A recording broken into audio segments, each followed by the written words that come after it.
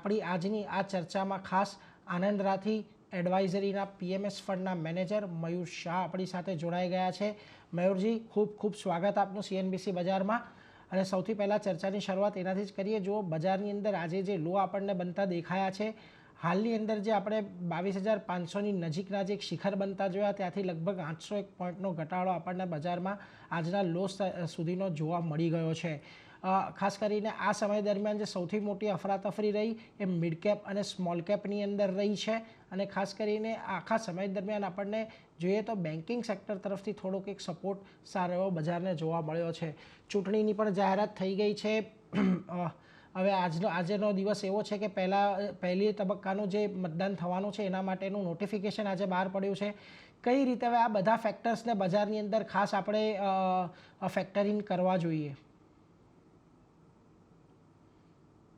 Definitely આજની તારીખમાં આપણે એક સ્મોલ એન્ડ મિડ કેપમાં જે હિસાબે કરેક્શન જોઈ રહ્યા છે, પણ જે અમને લાગી રહ્યા છે કે ઇટ્સ અ હેલ્ધી કરેક્શન છે માર્કેટમાં, કે આપણે આ લાસ્ટ આખા વર્ષનું સ્પેસિફિકલી જે દિવસથી આરબીઆઈએ ફર્સ્ટ પોઝ લીધો હતો માર્ચ 2023ની, અને ત્યાં દિવસથી કરીને અત્યાર સુધીમાં જે હિસાબથી રેલી આવી હતી, એક કેચઅપ રેલી પણ હતી, અને બીજું ઓવરઓલ ગ્રોથ મોમેન્ટમ પણ ઘણો સ્ટ્રોંગ થયો હતો મિડ કેપ અને સ્મોલ કેપમાં, જેની કારણે આપણને એક વેરી સ્ટ્રોંગ કહી શકીએ એક પોઝિટિવ મોમેન્ટમ આવી ગયું હતું માર્કેટમાં. ઓલમોસ્ટ 50-50% જમ્પ આવ્યા હતા મિડ કેપ અને સ્મોલ કેપના શેરોમાં.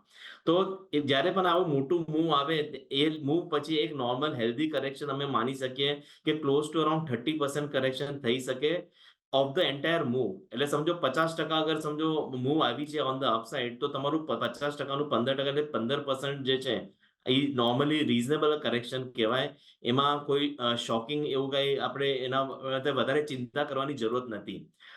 લાર્જ કેપ જે છે, નિફ્ટી જે છે, એ definitely slow and steady move હતું, એટલે લાર્જ કેપમાં આપણને એટલું કરેક્શન નથી દેખાઈ રહ્યું. અને લુકિંગ એટ કે ગોઈંગ ફોરવર્ડ આપણને ઇવેન્ટ આવી રહ્યું છે, ઇલેક્શન આવી રહ્યું છે, એક મોટો પ્રોફિટ પણ લોકોએ બનાવ્યો હતો. તો નેચરલ છે કે થોડું ઘણું લોકોનું જે શિફ્ટિંગ જે છે મિડ કેપ અને સ્મોલ કેપમાંથી નીકળીને લાર્જ કેપ તરફ જાય છે. પણ એવું માનવું જરૂરી નથી કે આ લાંબા ટાઈમ સુધી રહેશે, કેમ કે જેવા 2 મહિના પછી જેવું ઇલેક્શનના રિઝલ્ટ ને બધું બહાર આવી જશે, લોકોનું જે રુઝાન છે ફરીથી ગ્રોથ સ્ટોરી પર જશે, અને ગ્રોથ આજની તારીખમાં આપણને મિડ કેપ અને સ્મોલ કેપ કંપનીઝમાં વધારે દેખાઈ રહ્યો છે. એટલે એ તો છે જ. મિડ કેપ અને સ્મોલ કેપ કંપનીઓમાં અત્યારે આપણને મેયરજી વધારે ઘટાડો થોડોક દેખાઈ રહ્યો છે. પરંતુ ઘણા બધા રિપોર્ટ્સ અત્યારે આપણે જોઈએ છે તો અમુક કંપની સ્પેસિફિક રિપોર્ટ્સ અત્યારે આપણને ઘણા બધા એવા મળે છે કે કંપનીના ભાવની અંદર કરેક્શન આવી ગયું છે, પરંતુ એનું જે વેલ્યુએશન છે હજી વેલ્યુએશન નીચે નથી આવ્યું. તો શું અત્યારની તારીખમાં પણ આ ઘટાડા બાદ કઈ રીતે મિડ કેપ સ્મોલ કેપને હજી અહીંયાથી આપણે પ્લે કરવું જોઈએ?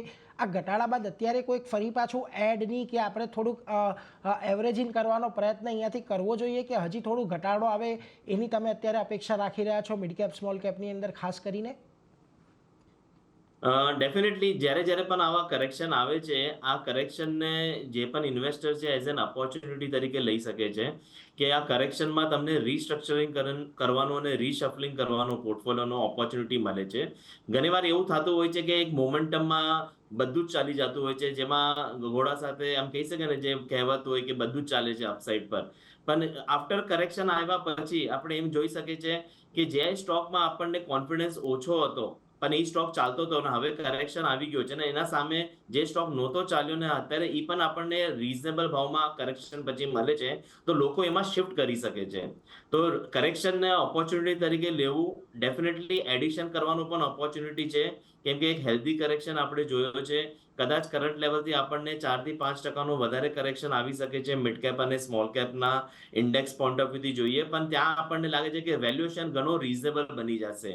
કેમ કે આજે નોર્મલી આપણે એ જોતા હોય છે કે જે બોન્ડ yields જે હિસાબે ચાલી રહી છે આજે, કે બોન્ડ yieldsમાં પણ સ્લોડાઉન છે, કોન્સોલિડેટ થઈ ગયું છે, ઇન્ફ્લેશન બી ઘણો હદ તક કંટ્રોલમાં આવી ગયો છે. તો ઇન્ટરેસ્ટ રેટ જે છે અહીંયાથી વધવાની એક્સપેક્ટેશન ઓછી છે. ઉલટાને એમ કહી શકે કે અગર ઇન્ફ્લેશન જો વધારે કંટ્રોલમાં આવી જાય તો કદાચ ઇન્ટરેસ્ટ રેટ ઘટી પણ શકે, અને જો ઇન્ટરેસ્ટ રેટ અગર ઘટે તો it will be very positive for the equity market. તો શેર્સમાં જે વેલ્યુએશન જે અત્યારે લોકો જોઈ રહ્યા છે, એ વેલ્યુએશન આપણે જસ્ટિફાઈ કરી શકશું કે બોન્ડ yields પણ નીચે ચાલે છે, તો આપણે ઇક્વિટીને વધારે વેલ્યુએશન આપી શકીએ એમ. જી પરંતુ અત્યારે આપણા માટે અને એઝ પર ઇન્ડિયન ઇકોનોમી માટે જે એક અત્યારે બીજો એક ચિંતાનો વિષય થઈ રહ્યો છે એ છે ક્રૂડના ફ્રન્ટથી. આપણે જોયું છે કે અત્યારે અઠવાડિયા પહેલાં જે 80-82ની આજુબાજુ ક્રૂડ ચાલતું હતું 87ની નજીક પહોંચી ગયું છે.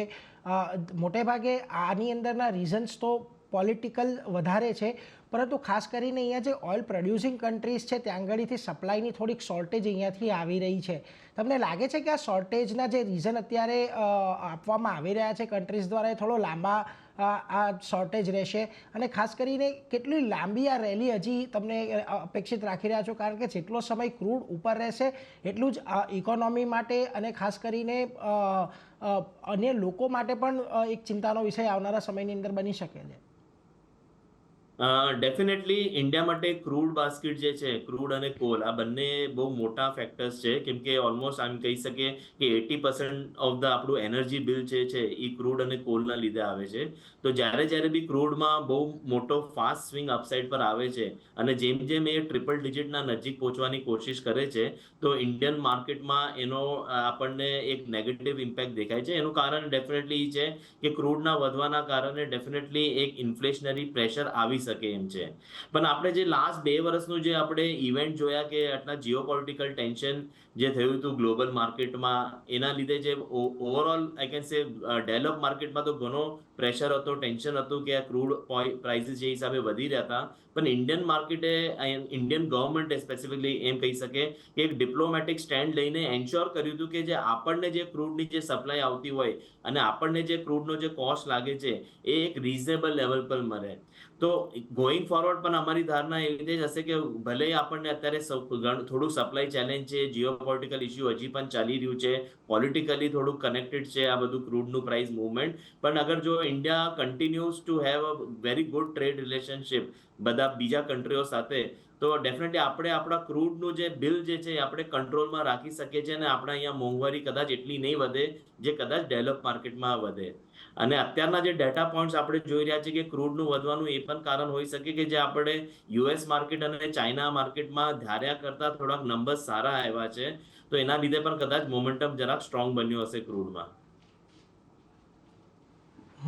જો આ બધી વાત પર ખાસ ધ્યાન રાખતા રહેજો. આ ભારતની અંદર ક્રૂડની વધવાની થોડી ચિંતા તો છે, પરંતુ એટલી વધારે પણ ચિંતા કરવાની અહીંયાથી ખાસ જરૂર નથી કે કોઈ બહુ મોટી અસર આપણને જોવા મળે. પરંતુ મયુરજી, આપણે સેક્ટર સ્પેસિફિક થોડી ચર્ચાની શરૂઆત કરીએ અને ખાસ કરીને સૌથી પહેલાં તો પીએસયુ પર જ ચર્ચા કરવી છે. કારણ કે જો આપણે બજારની અંદર જે એક રેલી આવતી જોઈ ડિસેમ્બર મહિનાના લો બનાવ્યા બાદ, અને ખાસ કરીને પીએસયુ સ્ટોક્સ આની અંદર એક આગેવાની કરતા દેખાયા. સેક્ટર સ્પેસિફિક તો પીએસયુની અંદર પણ જોવા જઈએ તો ઘણા બધા સ્ટોક્સ સેક્યુલરી ચાલ્યા છે, એ પછી લાર્જ કેપ હોય, મિડ કેપ હોય, અને ખાસી એવી વેલ્થ પણ અહીંયાથી બનતી લોકોની દેખાય. પરંતુ હવે જ્યારે પીએસયુઝની અંદરની રેલી થોડીક અટકી ગઈ છે, થોડુંક કરેક્શન આવ્યું છે, તો આવા સમયે હજી પણ તમે પીએસયુ સ્ટોકની ઉપર બુલિશ છો કે જ્યાં આગળ વેલ્યુએશન દેખાય છે ત્યાં અત્યારે પીએસયુની અંદર રોકાણ કરવું જોઈએ, કે અત્યારે તમને પીએસયુની જે રેલી છે એ થોડી વધારે પડતી ઓવરબોટ થઈ ગયું એવું લાગે છે? પીએસયુની રેલી થવાનું એક મેજર કારણ એ હતું કે ગવર્મેન્ટનો જે આઈ કેન સે ઉદ્દેશ હતો કે જે વ્યૂ બની રહ્યો હતો કે ધીરે ધીરે મોર એન્ડ મોર પ્રોફેશનલિઝમ કહી શકે કે પીએસયુમાં આવતા જાય અને પીએસયુઝને પણ એક મોટો કેશ કાઉ કરીને પોતે જનરેટ કરે કેશ ફ્લોઝ અને એ કન્ટિન્યુઅસ કેપેક્સ તરફ ફોકસ કરતી રહે. તો અને વેલ્યુએશન જે ગેપ ચાલી રહ્યો હતો બિટવીન પ્રાઇવેટ પ્લેયર્સ અને પીએસયુનો, તો ડેફિનેટલી એનો પણ એક બેનિફિટ હતો કે કેચઅપ પ્લે થવું જરૂરી હતું અને એ પીએસયુમાં આપણને દેખાઈ ગયું હતું. પણ અમારું માનવું એવું છે કે ગોઈંગ ફોરવર્ડ અગર જો કોઈ સ્પેસિફિકલી અગર પીએસયુમાં અગર તમારે જવું હોય તો 2 સેક્ટર જે છે એમાં જ તમે વધારે ધ્યાન આપી શકો છો. એક છે ડિફેન્સ ઓરિએન્ટેડ પીએસયુ કંપનીઝ હોય અને બીજું છે કે રેલવે અને ઇન્ફ્રા ઓરિએન્ટેડ જે પીએસયુઝ હોય એમાં તમે કદાચ પોઝિટિવ મોમેન્ટમ વધારે દેખાશે કમ્પેર ટુ બીજા પીએસયુઝ જે છે. તો અત્યારે તમને પીએસયુ બેંક ખાસા એવા અટ્રેક્ટિવ લાગી રહ્યા છે ખરા આ બીજા બધા પીએસયુસની સરખામણીમાં? તમે જે ડિફેન્સ અને ઇન્ફ્રાની વાત કરી એ દ્રષ્ટિએ, કારણ કે આપણે ઘણી બધી વખત વાંચીએ પણ છીએ અને આ માર્કેટની અંદર ચર્ચા પણ એવી રીતની છે કે પીએસયુની અંદર જે પીએસયુ બેંકની અંદર આપણને જે ઉછાળો જોયો છે એને કારણે એ બધાના વેલ્યુએશન થોડાક ફેર લેવલ પર પહોંચ્યા છે. તમને લાગે છે કે હજીથી પીએસયુ બેંક અહીંયાથી આપણે રોકાણ લાયક કહી શકાય?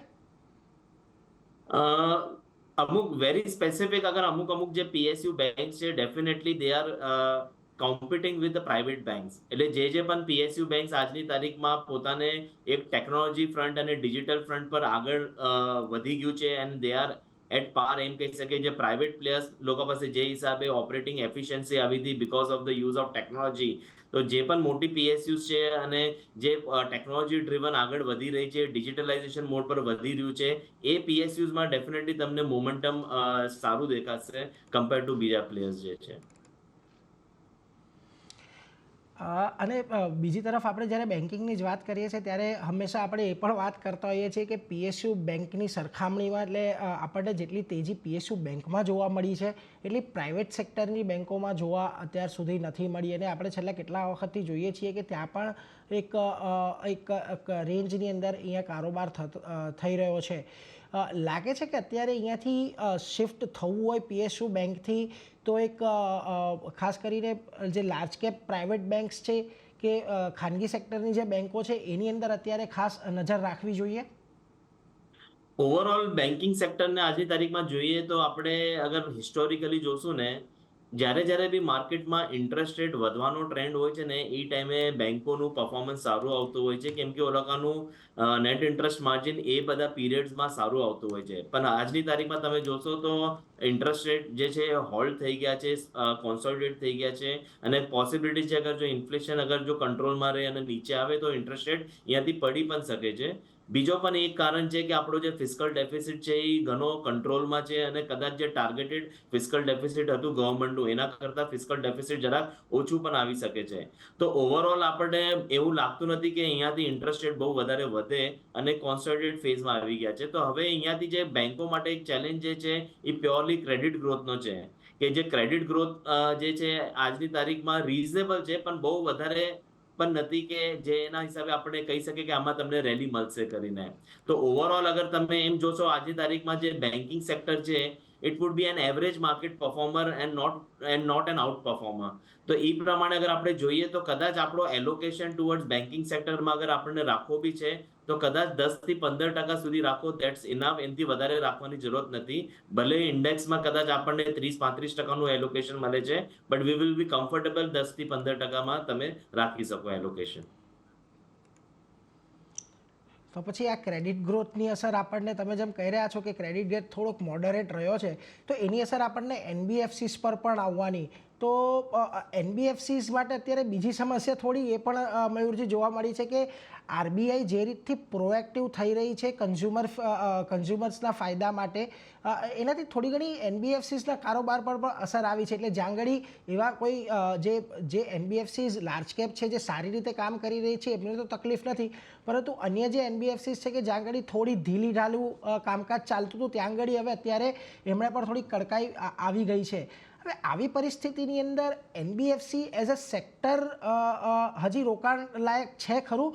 કારણ કે તમે જે રીતે કહી રહ્યા છો કે ક્રેડિટ ગ્રોથ હજી એટલો નથી આવ્યો, અને તો અત્યારથી એનબીએફસીસ માટે આપણે કઈ રીતની રણનીતિ રાખવી જોઈએ? રાઈટ. ક્રેડિટ ગ્રોથ મોડરેટ એટલે એવરેજ લેવલ પર ચાલી રહ્યું છે, કે કારણ કે સિસ્ટમમાં લિક્વિડિટી ઘણી છે આજની તારીખમાં. એટલે લિક્વિડિટીનો કોઈ મેજર ચેલેન્જ નથી. અને બીજી બાજુ આમ જોઈએ તો એનબીએફસી હેઝ ડેફિનેટલી બહુ સારું કામ કર્યું હતું, અને જે એનબીએફસીની જે બુકમાં જે ઇમ્પ્રુવમેન્ટ આવી રહી હતી અને જે ગ્રોથ આવી રહ્યો હતો એ સારો આવી રહ્યો હતો, કેમ કે ઓલકા નીચ પ્લેયર્સ છે, પોતપોતાના સેક્ટરના ઉપર ફોકસ કરીને ઓલકા ગ્રો સારું કરી રહ્યા હતા. ક્યાંક ને ક્યાંક આરબીઆઈને એવું લાગી રહ્યું હતું કે અમુક સેક્ટરમાં વધારે પડતી જે લેવરેજ ચાલી રહ્યું હતું કે કદાચ એમાં જે મોમેન્ટમ એટલો સ્ટ્રોંગ થઈ ગયો છે એને કદાચ કટ ડાઉન કરવાની જરૂરત છે, કે કદાચ ત્યાં રિસ્ક ફેક્ટર વધી શકે. એના માટે કહીને બધા આરબીઆઈ અને સેબી મળીને જે પગલાં લઈ રહ્યા છે આજની તારીખમાં. ઠીક છે, ઇટ્સ અ કોન્સોલિડેશન, રેગ્યુલેટર્સનું કામ છે. કે એ લોકો ટાઈમ એન્ડ અગેન એ લોકો વોચ રાખતા હોય છે કે કોઈ પણ એરિયામાં કે જરૂરતથી વધારે ફાસ્ટ ગ્રોથ કે મોમેન્ટમ આવી જાય છે, એ લોકોને કંટ્રોલ કરવા માંગે છે ઇન ઓર્ડર ટુ એન્શ્યોર કે કોઈ અનધાર્યું રિસ્ક એના ઉપર આવી ન જાય કરીને. બટ ઓવરઓલ એનબીએફસીઝ અમને સારા લાગી રહ્યા છે, જે અમુક સિલેક્ટિવ સેક્ટર્સને પ્રમોટ કરે છે અને જે સેક્ટર્સમાં અગર ગ્રોથ આઉટલુક સ્ટ્રોંગ છે, તો એ એનબીએફસીઝમાં પણ તમે આજની તારીખમાં પણ પૈસા લગાડી શકો છો. અત્યારે આ પરિસ્થિતિની અંદર જ્યારે બજારની અંદર એક થોડુંક ફોલિંગ ચેનલ આવી રહ્યું, થોડીક પ્રોફિટ બુકિંગ આવી રહ્યો છે, ત્યારે કયા એવા જ એરિયાઝ છે કે જ્યાં આગળ તમે અત્યારે ઇન્વેસ્ટ કરવાનું વિચારી રહ્યા છો, કે એવા કયા સેક્ટર્સ છે કે જ્યાં આગળ તમે અત્યારે નજર રાખીને બેઠા છો? રાઈટ. ઘણા બધા એવા સેક્ટર હતા જેમાં વેલ્યુએશન થોડુંક સ્ટ્રેચ આઉટ થઈ ગયું હતું અને એમાં કરેક્શન પણ આપણને જોવા મળ્યું છે. સ્પેસિફિકલી જે બે સેક્ટર તમે ઓલરેડી કીધા હતા પહેલા પણ, કે ડિફેન્સ અને ઇન્ફ્રા રિલેટેડ જે સેક્ટર્સ છે ત્યાં આપણને મોમેન્ટમ હજી પણ સ્ટ્રોંગ લાગે છે, તો એ બધા સેક્ટરમાં જો કરેક્શન આવે તો તમે એડ કરી શકો છો. ઇવન ઇન્ફ્લેશન અગર જો કંટ્રોલમાં આવે છે અને જે હિસાબે હમણાં રિસેન્ટલી ગવર્મેન્ટે પણ જે પેટ્રોલ પ્રાઇસીસ ને બધું જે કટ કર્યું હતું, તો એના લીધે મને એવું લાગે છે કે રૂરલ સાઇડ ઓફ ધ ઇકોનોમીમાં પણ જેને મોમેન્ટમ થોડુંક સ્ટ્રોંગ થતું દેખાય છે. તો એમાં આપણને ઓટો સેક્ટરમાં અને એફએમસીજી સેક્ટરમાં બી કરંટ લેવલથી એક પોઝિટિવ અપસાઇડ આપણને મળી શકે છે. તો એ બે સેક્ટરમાં પણ તમે ધ્યાન રાખી શકો છો કરંટ લેવલ પર. બીજું એમ કહી શકીએ, power is an evergreen kind of a sector. Next 4-5 યર્સની સ્ટોરી વેરી સ્ટ્રોંગ લાગે છે. પાવરમાં બી સ્પેસિફિકલી આપણે જોઈએ તો રિન્યુએબલ વાળા જે સેગમેન્ટ છે, સેક્ટર્સ છે, ત્યાં પણ આપણને ગ્રોથ સ્ટોરી જે છે એ બહુ સારી લાગે છે નેક્સ્ટ 2-3 યર્સ પોઈન્ટ ઓફ વ્યૂથી, જે હિસાબે પૂરું કેપેક્સ ચાલી રહ્યું છે એ સેક્ટરમાં. કેમ કે ઇટ્સ આઈ કેન સે કે અત્યારની તારીખમાં એક ઓવરઓલ જે ઇન્ડિયાને પહેલા જે જોવામાં આવતું હતું કે આપણે સર્વિસ ઓરિએન્ટેડ ઇકોનોમી વધારે લાગી રહી હતી, પણ ધીરે ધીરે જે હિસાબે ગવર્મેન્ટે કામ કર્યું છે અને આપણે મેન્યુફેક્ચરિંગ તરફ પણ આપણું જે એલોકેશન જે છે ઓવરઓલ જીડીપી પોઈન્ટ ઓફ વ્યૂથી એ ધીરે ધીરે વધારી રહ્યા છે. તો મેન્યુફેક્ચરિંગના કારણે yes, overall I can say કે પાવરની પણ ડિમાન્ડ જે છે ધીરે ધીરે વધી રહી છે. તો આ સેક્ટરમાં પણ આપણને કન્ટિન્યુઅસ બેસિસ પર નેક્સ્ટ 4-5 યર્સમાં ગ્રોથ ઓપોર્ચ્યુનિટી દેખાઈ રહી છે. ફાર્મા સેક્ટરમાં ડેફિનેટલી ચાઇના ઓપન અપ થયા પછી ઘણા બધા બેસિક કેમિકલ્સ અને એપીઆઈ કંપનીઝને ભલે તકલીફ થઈ હશે, પણ એના સામે આપણને ફાર્મા ફોર્મ્યુલેશન અને ડ્રગ મેન્યુફેક્ચરિંગ કંપની છે, ત્યાં આપણને માર્જિન ઇમ્પ્રુવમેન્ટ જોવા મળ્યા છે અને એ લોકોનું કેશ ફ્લો પોઝિશન ઇમ્પ્રુવ થઈ રહ્યું છે. તો ફાર્મા સેક્ટરમાં પણ આપણે એક પોઝિટિવ મોમેન્ટમ સાથે આગળ વધી શકે છે.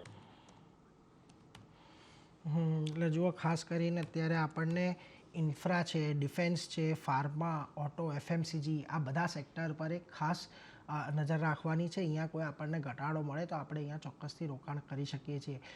પરંતુ એક મેટલ સેક્ટર પર પણ આપનો મત લેવો છે, કારણ કે જો આપણને મેટલ સેક્ટર પણ થોડા સારું એવું પ્રદર્શન છેલ્લા ઘણા સમયથી કરતું જોવા મળી રહ્યું છે. એક તરફ અત્યારે અમુક મેટલના ઉત્પાદન ઘટાડવાનું ચીન અહીંયાથી વાત કરી રહ્યું છે.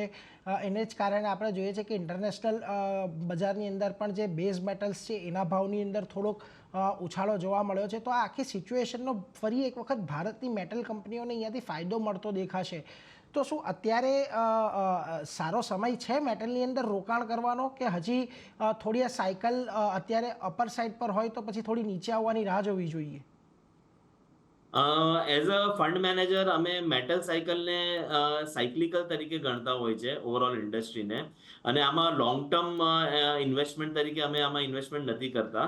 પણ યસ, અગર કોઈને ટ્રેડિંગ બેટ્સ જેવું લેવું હોય તો એ લોકોને ધ્યાન રાખવું પડશે કે ગ્લોબલ માર્કેટમાં ઓવરઓલ ગ્રોથ ઓપોર્ચ્યુનિટી કેવી ચાલી રહી છે, અને ઇવન ચાઇના પર બી ફોકસ રાખવું પડશે કે જે ચાઇનાની ઓવરઓલ ઇન્ડસ્ટ્રી અગર પિકઅપ થઈ રહી છે કે નથી થઈ રહી. અત્યારે જે તમે મેટલ પ્રાઇસીસની કદાચ વાત કરતા હશો તો ઓવરઓલ સપ્લાય ડિસ્ટ્રપ્શનના કારણે કદાચ મેટલના પ્રાઇસીસ ઉચકાયા હશે, બટ એ લોંગ લાસ્ટિંગ નહીં રહે આ લેવલથી. તો ઓવરઓલ એમ કહી શકે કે જો ઓવરઓલ ગ્લોબલ ગ્રોથ અને ડિમાન્ડના ઉપર વધારે ફોકસ રાખશું અગર મેટલ સાયકલને પ્લે કરવું હશે અહીંયાથી. ઇન્ડિયા માટે સારું હશે કે મેટલના પ્રાઇસીસ જે છે એક રીઝનેબલ લેવલ પર જ રહે તો વધારે સારું છે, કેમ કે મેટલ આપણા માટે ઘણી બધી ઇન્ડસ્ટ્રી માટે ઇટ્સ અ રો મટીરિયલ. તો જો મેટલ પ્રાઇસીસ અને ક્રૂડ પ્રાઇસીસ ને આ બધા જે રો મટીરિયલ વાળા જે પ્રાઇસીસ વાળા જે સેક્ટર્સ જે છે, કોમોડિટી બેસિકલી, અગર જો એ બધા અહીંયાથી વધવાના સ્ટાર્ટ થાય તો ઇન્ડિયા માટે કદાચ થોડુંક નેગેટિવ રહી શકે છે. બટ હા, સેક્ટર સ્પેસિફિક એમાં તમને શોર્ટ ટર્મમાં કદાચ એક ટ્રેડિંગ ઓપોર્ચ્યુનિટી મળી જાય. એટલે જો અહીંયા ખાસ એક ધ્યાન રાખજો, અહીંયા તમને ટ્રેડિંગ ઓપોર્ચ્યુનિટી માટે, પરંતુ રોકાણ માટે અહીંયા મેટલથી થોડી દૂર રહેવાની સલાહ બનતી દેખાઈ રહી છે.